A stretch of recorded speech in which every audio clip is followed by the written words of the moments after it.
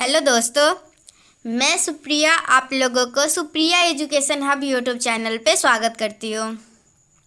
आज के video lecture में क्या होने वाला है? आज के वीडियो लेक्चर में हम लोग फिजिक्स सब्सिडरी के बारे में पढ़ने वाले हैं।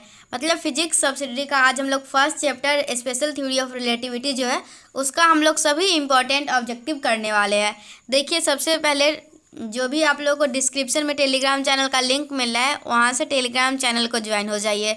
उसके बाद एक चैनल का लिंक दिया होगा, चैनल का नाम है बिहार स्पेशल, उस चैनल को जाकर सब्सक्राइब कर दीजिए।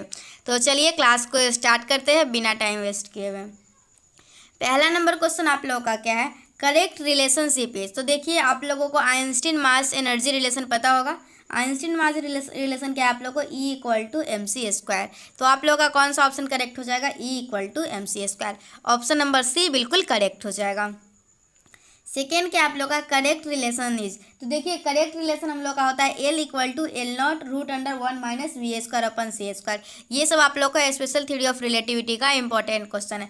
E equal to M C square होता है, तो वही E by M equal to C square हो जाएगा। और ये लेंथ कॉन्ट्राडिक्शन आप लोग लॉरेंस फिट्जरलैंड कॉन्ट्राडिक्शन में जो लेंथ कॉन्ट्राडिक्शन पढ़े थे, इसमें आप लोग पढ़े होंगे L equal to L not root under 1 minus V square upon C square होता है। थर्ड क्वेश्चन क्या आप लोग का? The kinetic energy of a particle moving at relativistic velocity is. तो आप लोगों का इसका आंसर होगा M C square minus M not C square. उसके बाद का क्वेश्चन क्या आप लोगों का? X square plus Y square plus Z square minus C square T square is invariant. तो ये आप लोगों को लॉरेंस ट्रांसफॉर्मेशन में X square plus Y square minus X square plus Y square plus Z square minus C square T square is invariant होता है under Lorentz transformation. उसके बाद क्वेश्चन क्या है? 5 number. A clock is moving with velocity c/3। A clock is moving with velocity c/3 in 1 hour. The clock appears to be slow bye.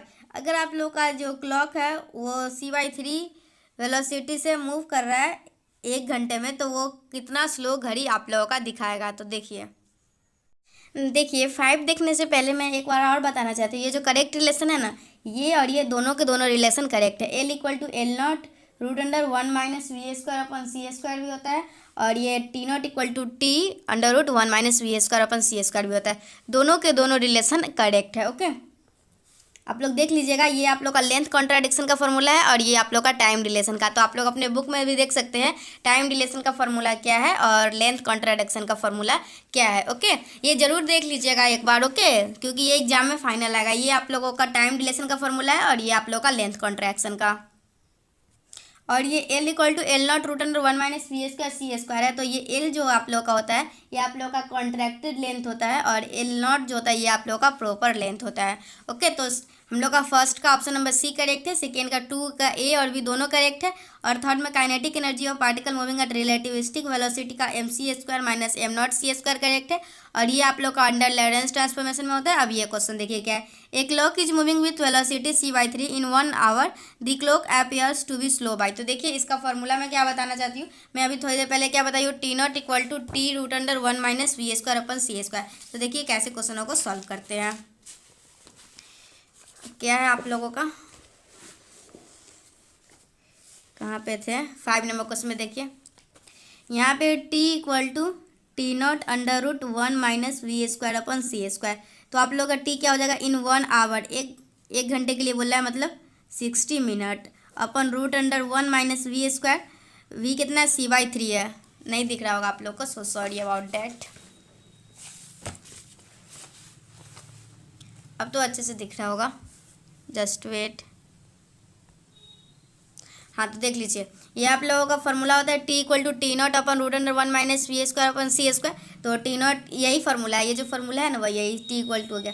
इसमें क्या दिया हुआ है? टी नॉट 60 मिनट दिया हुआ है, 1 माइनस वी क्या दिया हुआ है? c/3 मतलब सी स्क्वायर बाई 9। अब यहाँ सी स्क्वायर ऑलरेडी है, तो आप लोगों का क्या हो जाएगा? देखिए T equal to 60 upon root under 9 minus 1 और अपॉन 3। तो देखिए 60 अपॉन रूट अंडर 8 अपॉन 1/3। तो ये 20 मिनट में कटेगा, तो 20 अपॉन 2 रूट 2, मतलब यहाँ पे आप लोग का आ जाएगा 10, और 10 अपॉन 1.4, मतलब समथिंग कितने के आसपास आएगा आप लोगों का?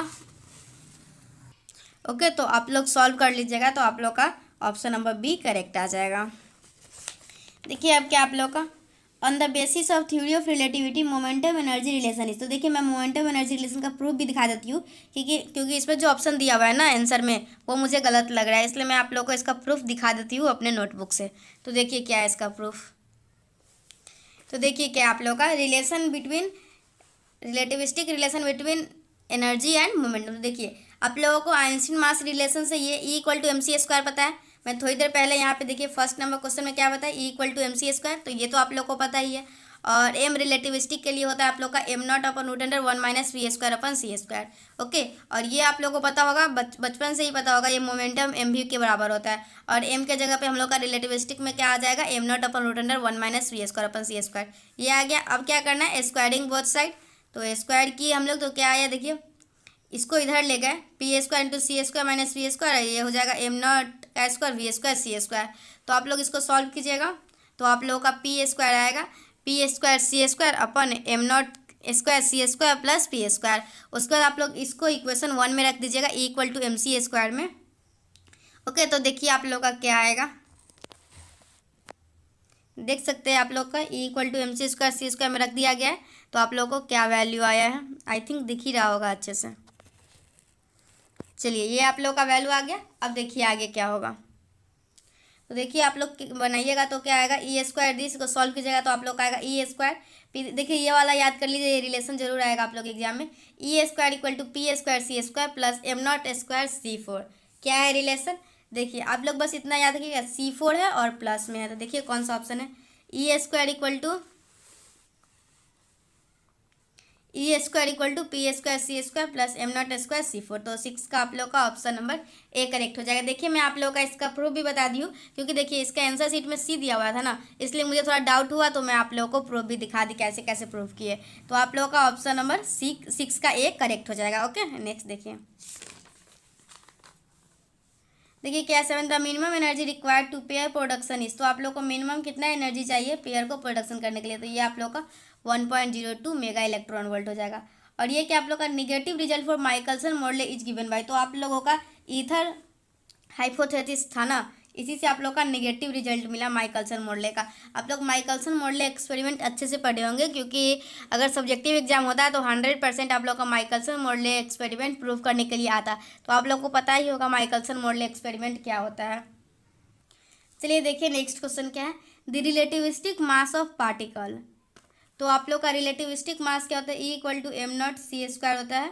और यहाँ पे क्या बोला, relativistic mass of a particle, मतलब m0 जो है उसका क्या रिलेशन है।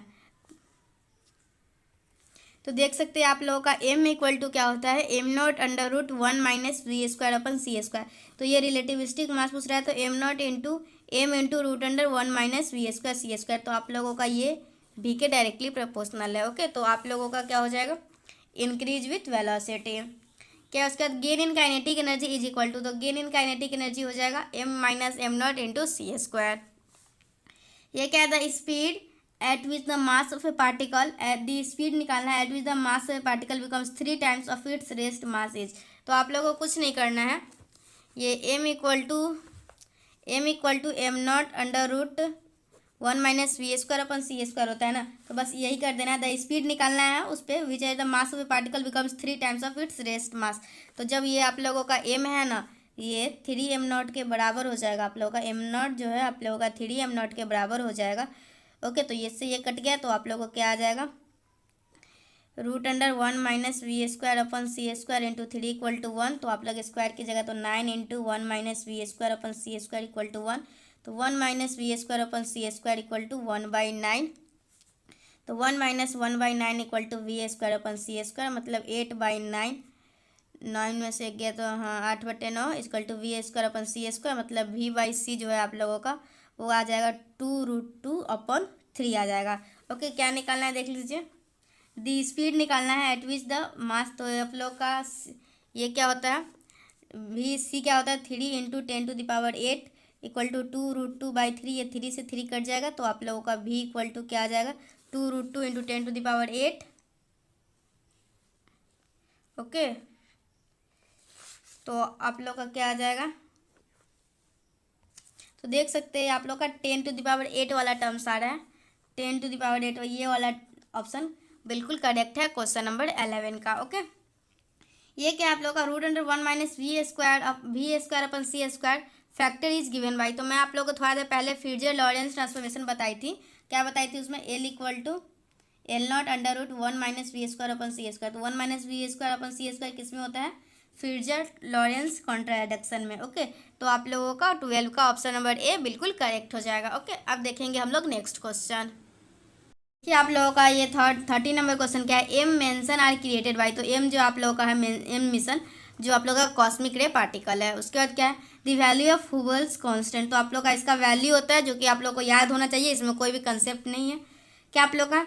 Velocity of particle in terms of relativistic momentum and energy is.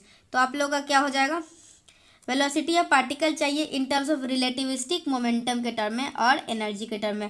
तो आप लोग का कौन सा ऑप्शन करेक्ट है? आप लोग का ये वाला ऑप्शन करेक्ट है, v equal to P C square upon A. Next देखिए क्या, देखिए आप लोग का है relation of variation of mass with velocity is.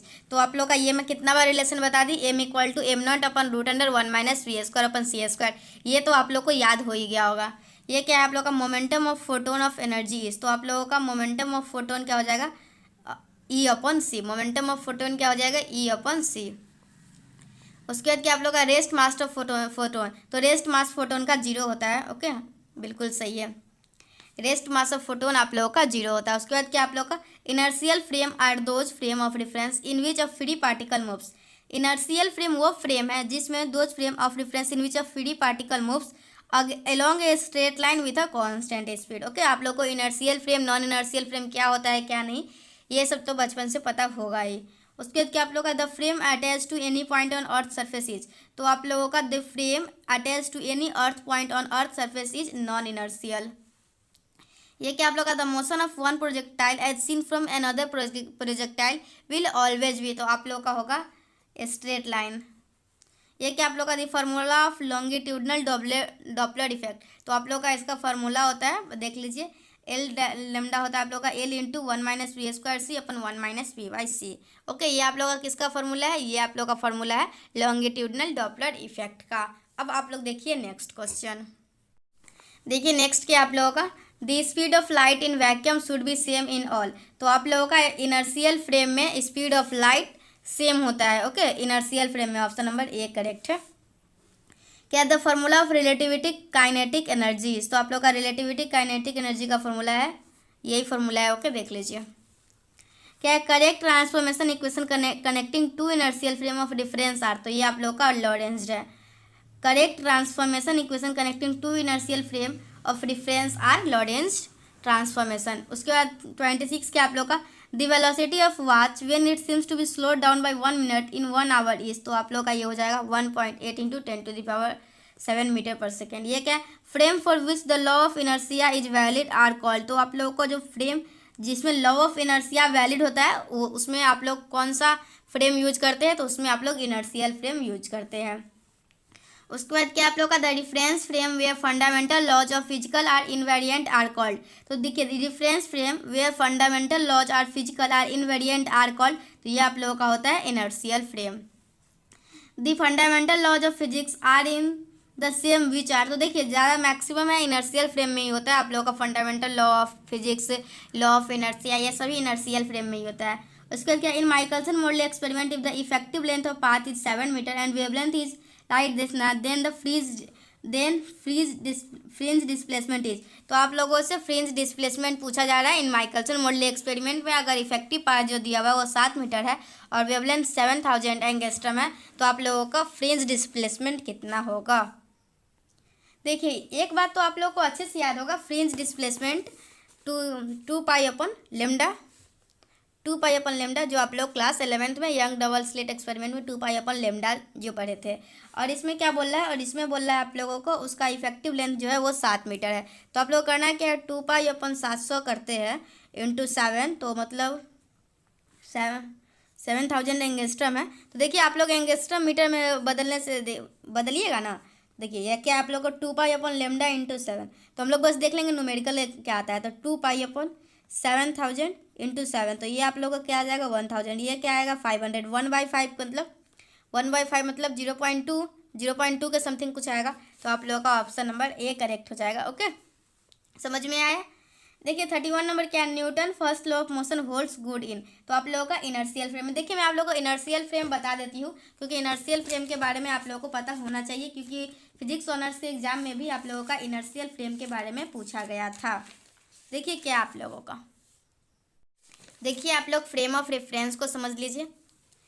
If we want to find the location, if you want to find the location of an object in the space, then we need coordinate system and such a coordinate is called a frame of reference।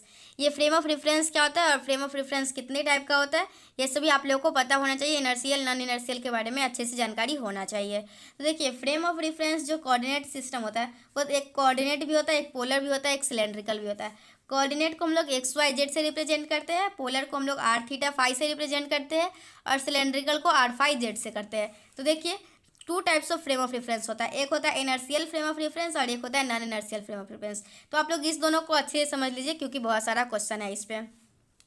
देखिए inertial frame of reference क्या होता है, those frame of reference are called inertial in which first law of motion is correctly hold. देखिए हम लोग वैसे frame को inertial frame of reference बोलेंगे जिसमें आप लोगों का first law of motion correct होता है। That means first law of motion हम लोग का क्या है, देखिए ये भी क्वेश्चन एग्जाम में आ सकता है, आप लोगों का फर्स्ट लॉ ऑफ मोशन क्या है। तो ये आप लोग का जो लॉज ऑफ इनर्शिया सेटिस्फाई करता है ना, वही आप लोगों का होता है। ओके, मतलब जो फर्स्ट लॉ मतलब law of inertia. According to law of inertia, law of inertia के अकॉर्डिंग क्या है, एफ नेट इक्वल टू 0 मतलब M A not equal to 0 मतलब ए इक्वल टू 0। मतलब आप लोगों का क्या समझ में आया, वेलोसिटी कांस्टेंट होगा। ओके, अगर ए नॉट 0 तो मतलब वेलोसिटी कांस्टेंट होगा। आप लोग को इनर्शियल फ्रेम के बारे में जानकारी होना चाहिए। इनर्शियल फ्रेम वैसे फ्रेम ऑफ रेफरेंस को बोलते हैं जिसमें फर्स्ट लॉ ऑफ मोशन सही होता है, मतलब करेक्ट होता है। फर्स्ट लॉ ऑफ मोशन कहने का मतलब है हम लोगों का लॉ ऑफ इनर्शिया को सेटिस्फाई करता है, उसी को हम लोग बोलते हैं इनर्शियल फ्रेम ऑफ रेफरेंस। देखिए ये इंपॉर्टेंट था इसलिए मैं बता दी, आप लोगों को कुछ भी इंपॉर्टेंट टर्म आएगा तो मैं आप लोगों को बता दूंगी। ओके, ऐसे आप लोगों को मेरा वीडियो कैसा लगता है मुझे कमेंट सेक्शन में ज़रूर बताइएगा। ओके, और देखिए आप में से किसी का कमेंट ही नहीं आता है आप लोगों को किसका वीडियो चाहिए, तो फिर मैं किसका वीडियो बनाऊँ। तो बस 1-2 स्टूडेंट का ही आता है, तो आप लोग कम से कम 20-25 स्टूडेंट भी कमेंट करते हैं किसी सब्जेक्ट के लिए, तभी तो मैं वीडियो बनाऊंगी ना। 1-2 स्टूडेंट के कमेंट से मोटिवेट कहाँ होती हूँ मैं। चलिए इनर्शियल फ्रेम ऑफ रेफरेंस देख लिए, अब देखिए नेक्स्ट कौन सा है। देखिए इनर्शियल फ्रेम के बारे में थोड़ा और समझ लीजिए। आप लोग क्या देखे थे, ए इक्वल टू 0 था, तो डी बाई डी टी इसका मतलब 0 है। अगर डी बाई डी टी 0 है मतलब हम लोग कह सकते हैं अगर किसी का डिफ्रेंशिएट करने पे कांस्टेंट आता है मतलब कि 0 आता है, किसी को डिफ्रेंशिएट करने पे आप लोग का 0 आता है मतलब आप लोग कह सकते हैं वो टर्म कांस्टेंट है, मतलब आप लोग का वेलोसिटी कांस्टेंट है। वेलोसिटी जब वेक्टर क्वांटिटी तो ये डायरेक्शन और मैग्नीट्यूड दोनों इसका कांस्टेंट है। दस वेलोसिटी रिमेंस यूनिफॉर्म और constant in the inertial frame. तो हम लोग कह सकते हैं इनर्शियल फ्रेम में आप लोग का जो वेलोसिटी होता है वो आप लोग का यूनिफॉर्म या फिर कांस्टेंट होता है। ओके, क्या कह सकते हैं हम लोग, वेलोसिटी जो होता है ना आप लोगों का वो कांस्टेंट और यूनिफॉर्म होता है इन इनर्शियल फ्रेम। एक एग्जांपल के रूप में देख लीजिए, एग्जांपल क्या है, vacuum is a free space work as inertial frame for propagation of light because velocity of light ये इतना remains constant. Velocity of light जो होता है वो आप लोगों का कांस्टेंट होता है, ये आप लोग को पता होना चाहिए। ये सब बेसिक बात है जो कि आप लोग के एग्जाम में पूछा जा सकता है। क्या, if a car is travelling along X axis 2 kilometre with constant velocity then 2 kilometre space is called inertial frame. तो हम लोग इनर्शियल फ्रेम के बारे में देख लिए। क्या देखें इनर्शियल फ्रेम के बारे में, इनर्शियल फ्रेम मतलब एक ऐसा फ्रेम ऑफ रेफरेंस है जिसमें आप लोगों का first law of Newton hold करता है, और फर्स्ट लॉ ऑफ मोशन कहने का मतलब है आप लोग का लॉ ऑफ इनर्शिया ट्रू है। लॉ ऑफ इनर्शिया जो फर्स्ट लॉ ऑफ मोशन है आप लोग को पता होगा, फर्स्ट लॉ ऑफ मोशन क्या आप लोग का F equal to M A, मतलब F equal to M A मतलब एफ जो होगा वो कांस्टेंट, एफ जो होगा आप लोगों का वो 0 होगा। अगर एफ ऑफ देखिए अगर आप लोगों का F equal to M A है और एफ इक्वल टू 0 है तो मास तो 0 हो नहीं सकता। ओके, मास कहीं 0 हो सकता है, आप ही बताइए, तो मास तो 0 हो नहीं सकता, तो मास तो कुछ ना कुछ होगा ही, तो आप लोग को ए को ही 0 होना होगा। अगर ए को 0 होना होगा कहने का मतलब D V by D T 0 होगा। अगर D V by D T 0 है मतलब किसी को डिफ्रेंशिएट करने पे 0 आ रहा है मतलब वो टर्म कांस्टेंट होगा, मतलब वेलोसिटी कांस्टेंट होगा। मतलब हम लोग कह सकते हैं वेलोसिटी जो है इनर्शियल फ्रेम में कांस्टेंट होता है या फिर यूनिफॉर्म होता है। ओके, तो आप लोग इस बात को ध्यान रखिएगा। इसके बाद आप लोग non inertial frame of reference को समझ लीजिए। देखिए non inertial frame of reference क्या होता है, those frame of reference are called non inertial in which Newton's first law of motion is not correctly hold, that means law of inertia is not valid. मतलब velocity not equal to constant but vary. इसमें non inertial frame में velocity constant नहीं होता है, very होता है, very करता है, मतलब velocity not equal to zero है। और dv/dt not equal to zero है, मतलब हम लोग कह सकते हैं एक्सेलरेशन जो है आप लोगों का नॉट इक्वल टू जीरो है। ओके, अब देखिए नेक्स्ट, मतलब आप लोग कह सकते हैं accelerated frame of reference are called non inertial. तो अगर आप लोगों से एक्सेलरेटेड नॉन इनर्शियल के बारे में पूछ लिया जाए या फिर इनर्शियल के बारे में पूछ लिया जाए तो मुझे लगता है आप लोग आसानी से बता सकते हैं। थोड़ा सा और देख लीजिए, कुछ इंपॉर्टेंट टर्म है। देखिए आप लोग का एक इनर्शियल होता है और एक नॉन इनर्शियल होता है। इनर्शियल में लॉ ऑफ इनर्शिया होल्ड होता है, मतलब वो नॉन एक्सेलरेटेड होता है, मतलब ए इक्वल टू जीरो होता है, और वेलोसिटी कांस्टेंट होता है और ए इक्वल टू जीरो होता है। ये आप लोगों का हो गया इनर्शियल का कहानी। नॉन इनर्शियल का कहानी है law of inertia is not valid, ये एक्सेलरेटेड होता है, इसका वेलोसिटी कांस्टेंट नहीं होता है और इसका acceleration not equal to zero होता है। देखिए कुछ नोट में कुछ बात है जो कि आप लोगों को पता होना चाहिए। मोशन ऑफ अर्थ जो होता है ये एक नॉन इनर्शियल फ्रेम, देखिए ये आप लोगों का नॉन इनर्शियल फ्रेम है।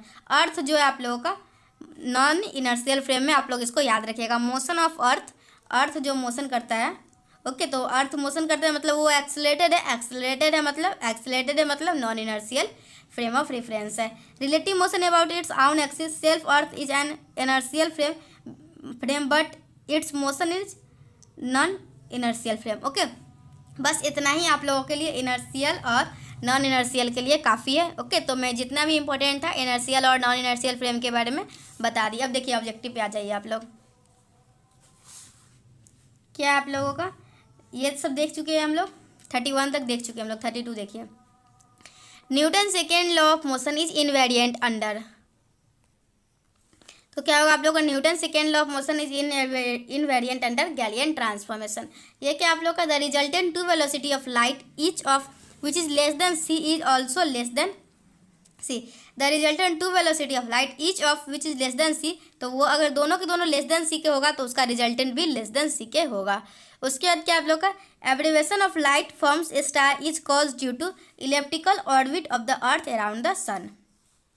देखिए आप लोग एक कैपलर लॉ है ना, वो 3 लॉ है, उसको भी अच्छे से पढ़ लीजिएगा क्योंकि उस तीनों लॉ से क्वेश्चन आएगा। The basic theory of field is govern by, तो आप लोगों का बेसिक थ्योरी जो है फील्ड का वो आप लोग का कौन दिए, तो वो आप लोग का लॉरेंस ट्रांसफॉर्मेशन दिए। ये क्या, देखिए ये भी इंपॉर्टेंट है। ओके, ये क्वेश्चन ऑनर्स वालों का पूछा गया था। Lorentz transformation reduce to Galilean if v is very very less than c।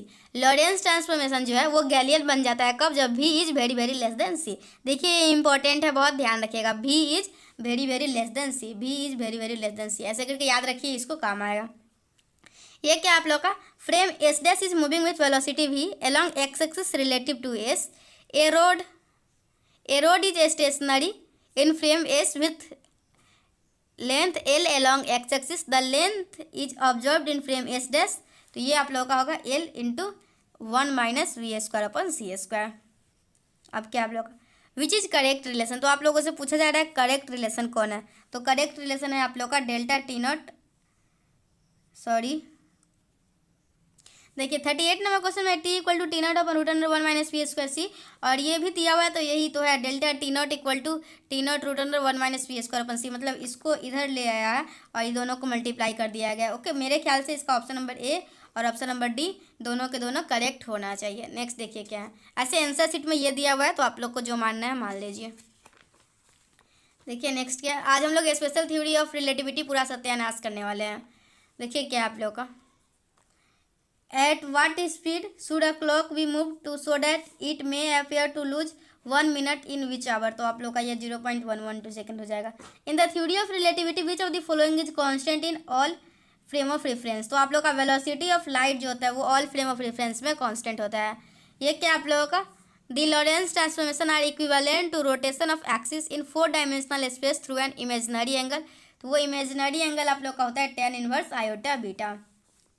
4 dimensional volume element dx dy dz dt भी इनवेरिएंट।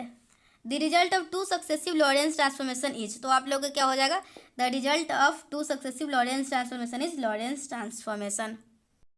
अब देखिए नेक्स्ट क्या है, in the laboratory the life time of particle moving with इतना और इतना, तो proper life time क्या हो जाएगा, तो ये तो न्यूमेरिकल है, ये सब हटाइए। Two particles are moving in opposite direction each with a speed of this. The velocity of one particle with respect to another is 0.099 c. देखिए मैं आप लोगों को जो फॉर्मूला बताई थी ना थोड़ा देर पहले वेलोसिटी वाला, वही फॉर्मूला से क्वेश्चन सॉल्व होगा। 46 क्या आप लोगों का, ए particle moves along x axis in frame S with A speed of this ना इतना विथ रिप्रेजेंट इतना, what is the speed of the particle is measured in S frame. तो आप लोग का ये हो जाएगा। तो देखिए आज क्या करना था, देखिए जो मैं अभी रुक जाइए, मैं अपना स्पेशल थ्योरी ऑफ रिलेटिविटी का थोड़ा सा नोट्स दिखा देती हूँ, ज़्यादा तो कुछ नहीं है। सबसे पहले तो था थ्योरी ऑफ रिलेटिविटी क्या होता है, तो जिसमें आप लोग रिलेटिविटी ऑफ मोशन और अर्थ के बारे में बात करते हैं। The theory which deals with the relativity of motion and rest, जैसे length is relative, position is relative, time is relative, velocity is relative, motion is relative, position etc. Okay, देखिए सबसे पहले तो आप लोग ये बात उठता है, अगर आप लोग स्पेशल थ्योरी ऑफ रिलेटिविटी पढ़ रहे हैं तो सबसे पहले कोई भी यही पूछेगा ये थ्योरी ऑफ रिलेटिविटी क्या होता है। तो थ्योरी ऑफ रिलेटिविटी वो है जो डील करता है आप लोग का रिलेटिविटी ऑफ मोशन और रेस्ट को, मोशन और रेस्ट को रिलेटिविटी को डील करता है, वो आप लोगों का थ्योरी ऑफ रिलेटिविटी हो जाता है। एग्जाम्पल के लिए लेंथ, टाइम, पोजीशन देख लीजिए। स्पेशल थ्योरी ऑफ रिलेटिविटी कब आया, तो ये 1905 में आया। ये कांस्टेंट स्पीड और रेस्ट है, न्यूटन लॉ ऑफ इनर्शिया इसमें वैलिड है, और न्यूटोनियन रिलेटिविटी है। और क्या देखिए इसमें जनरल थ्योरी ऑफ रिलेटिविटी कब आया, स्पेशल थ्योरी ऑफ रिलेटिविटी आया 1905 में, जनरल थ्योरी ऑफ रिलेटिविटी आया 1916 में, एस्ट्रोफिजिक्स से आई है। इसमें जनरल थ्योरी ऑफ रिलेटिविटी में क्या बोलता है, एक्सेलरेटेड ऑब्जेक्ट है, स्पीड अप या डाउन होगा, लो स्पीड पार्टिकल और रोटेटिंग ऑब्जेक्ट। और देखिए क्या है, what is the difference between special, ये क्वेश्चन है आप लोग के लिए, what is the difference between special theory of relativity and general theory of relativity. और फ्रेम ऑफ रेफरेंस था आप लोग का इनर्शियल एंड नॉन इनर्शियल। और क्या क्या इनर्शियल और नॉन इनर्शियल के बारे में बता चुकी हूँ। न्यूटन्स लॉ वैलिड होता है, न्यूटन्स लॉ नॉट वैलिड होता है। ये अनएक्सेलरेटेड ऑब्जेक्ट है, ये आप लोग का एक्सेलरेटेड ऑब्जेक्ट है। इसमें स्पीड कांस्टेंट होता है, इसमें स्पीड्स अप और डाउन करते हैं। एग्जाम्पल के लिए आप लोगों का ट्रेन हो गया जो 60 किलोमीटर पर आवर से कांस्टेंट स्पीड से चल रहा है। और नॉन इनर्शियल के लिए आप लोग का एग्जाम्पल हो गया अर्थ। देखिए आप लोग से एग्जाम में पूछा जाएगा अर्थ इज इनर्शियल फ्रेम या नॉन इनर्शियल फ्रेम या बोथ या नन ऑफ दिस, तो आप लोग देख लीजिए आप लोग का नॉन इनर्शियल फ्रेम है अर्थ। ओके, अब देखिए नेक्स्ट क्या आप लोगों का, देखिए उसके बाद आप लोगों का गैलियन ट्रांसफॉर्मेशन इक्वेशन। तो Galilean transformation equation are those equation which relates the coordinate of a particle object in the different inertial frame. तो देख सकते हैं ये आप लोगों का कंसीडरेशन है, कुछ कुछ कंसीडरेशन करके आप लोग गैलियन ट्रांसफॉर्मेशन को प्रूव करते हैं। एस फ्रेम ऑफ रेफरेंस जो होगा वह स्टेशनरी होगा, और S dash frame of reference, S frame जो है ये स्टेशनरी है, ये नॉन स्टेशनरी है, और सी एक मोशन में है और वी वेलोसिटी से, okay, with x axis. Okay, तो यही सब है। ओके, ये आप लोग का प्रूफ है, किसका प्रूफ है, ये आप लोग का गैलियन ट्रांसफॉर्मेशन का प्रूफ है। गैलियन ट्रांसफॉर्मेशन में वाई और जेड में नो मोशन होता है, और T equal to T dash के बराबर होता है, और ये आप लोग का X equal to X dash plus V T के बराबर होता है। देखिए ये आप लोगों का है X dash equal to X minus V T, और वाई जेड में कोई मोशन नहीं होता है, और T dash equal to T होता है। और ये गैलियन इन्वर्स ट्रांसफॉर्मेशन है, ये आप लोग का गैलियन ट्रांसफॉर्मेशन है, ये वाला गैलियन ट्रांसफॉर्मेशन है, और ये वाला आप लोग को गैलियन इन्वर्स ट्रांसफॉर्मेशन है। तो गैलियन इन्वर्स ट्रांसफॉर्मेशन में कुछ नहीं करना होता है, एक्स डैश को एक्स में इंटरचेंज कर देना होता है। तो वही एक्स डैश में एक्स में इंटरचेंज किए और एक्स को एक्स डैश में इंटरचेंज किए, बस आप लोग का गैलियन ट्रांसफॉर्मेशन से गैलियन इन्वर्स ट्रांसफॉर्मेशन में चेंज हो गया। ओके, और क्या आप लोग का गैलियन इनवेरियंस है, तो ये आप लोग का अकॉर्डिंग टू गैलियन ट्रांसफॉर्मेशन। देखिए गैलियन इनवेरियंस क्या होता है, according to Galilean transformation theory some quantities like velocity are changed under transformation while some quantities like acceleration, mass, time are not changed. Hence the quantities which remains constant under transformation are called Galilean invariance. तो देखिए आप लोग ये भी समझ लीजिए Galilean invariance क्या होता है। तो Galilean invariance देखिए Galilean ट्रांसफॉर्मेशन के अनुसार कुछ क्वांटिटीज ऐसे हैं जो चेंज करते हैं, जैसे वेलोसिटी है वो चेंज करता है। ओके, तो आप लोगों का क्या ट्रांसफॉर्मेशन के अंदर वेलोसिटी चेंज करता है, तो और कुछ ऐसे क्वांटिटीज है जो आप लोगों को चेंज नहीं करते हैं। तो जो आप लोग का चेंज नहीं करता है मतलब जो आप लोग का कॉन्स्टेंट होता है वो आप लोग का गैलियन इन्वेरियंस है। तो आप लोगों से एक्सेलरेशन, मास, टाइम के बारे में पूछा जाएगा तो ये आप लोग का गैलियन इन्वेरियंस है, क्योंकि ये कांस्टेंट रहता है, ये चेंज नहीं करता है। और वेलोसिटी के बारे में पूछा जाएगा तो आप लोग बोलिएगा ये गैलियन इन्वेरियंस नहीं है। ओके, ये एक डायग्राम से समझाया गया है। तो देख सकते हैं ये आप लोग का पहले एक्स डैश था, फिर एक्स माइनस वी टी हो गया, ये आप लोग का गैलियन ट्रांसफॉर्मेशन है। ये वेलोसिटी ट्रांसफॉर्मेशन क्या देखिए v equal to D X by D T सभी को पता है। गैलियन ट्रांसफॉर्मेशन इक्वेशन के हिसाब से क्या है आप लोग का X dash equal to X minus V T. इसको डिफ्रेंशिएट कीजिएगा विथ रिस्पेक्ट टू टाइम तो क्या आएगा एक्स डी एक्स टी और D X by T T और दिस। ओके, ये आप लोग डिफ्रेंशिएट कर सकते हैं आसानी से। और तो ये आप लोग का क्या आ जाएगा यू एक्स डैश, और ये आप लोग का वी एक्स है। ओके, ये या फिर ये यू एक्स डैश है और ये सिंपल यू एक्स है और ये आप लोग का वी है। ओके, तो आप लोग देखिएगा तो इसमें वाई और जेड जो है वो बिल्कुल भी चेंज नहीं कर रहा है और यू डैश एक्स जो है वो चेंज कर रहा है। ओके, मतलब एक्स एक्सिस में चेंज कर रहा है, वाई और जेड में नहीं चेंज कर रहा है। वो आप लोग का वेलोसिटी ट्रांसफॉर्मेशन था और ये आप लोग का एक्सेलरेशन ट्रांसफॉर्मेशन है। आप लोग देख पा रहे होंगे वेलोसिटी ट्रांसफॉर्मेशन में चेंज कर रहा है लेकिन एक्सेलरेशन में चेंज नहीं करेगा, वही सेम रहेगा। और मैं गैलियन इनवेरिएंस के बारे में तो यही बताई, अगर ट्रांसफॉर्मेशन के दौरान कोई क्वांटिटी चेंज ना हो मतलब कॉन्स्टेंट हो, उसी को हम लोग गैलियन इनवेरिएंस कहते हैं। तो ये आप लोग का गैलियन इनवेरिएंस के एक्सेलरेशन में देख सकते हैं आप लोग को क्या आया, A dash X equal to A X आया, मतलब एक्सेलरेशन चेंज नहीं हो रहा है। आप लोग प्रूफ देख के समझ सकते हैं, अगर मतलब कि एक्सेलरेशन चेंज नहीं आया मतलब आप लोग बोल सकते हैं acceleration is a galleon invariance. Okay, अब रहने देते हैं, बहुत पढ़ा दिए नोट्स से। तो चलिए, ऑब्जेक्टिव भी आप लोगों को मैं पूरा करवा ही दी और नोट्स भी स्पेशल थ्योरी ऑफ रिलेटिविटी का बता ही दी। आप लोग को ये वीडियो कैसा लगा मुझे कमेंट सेक्शन में ज़रूर बताइएगा। अगर आप लोग को वीडियो पसंद आएगा तो नेक्स्ट वीडियो भी लाया जाएगा।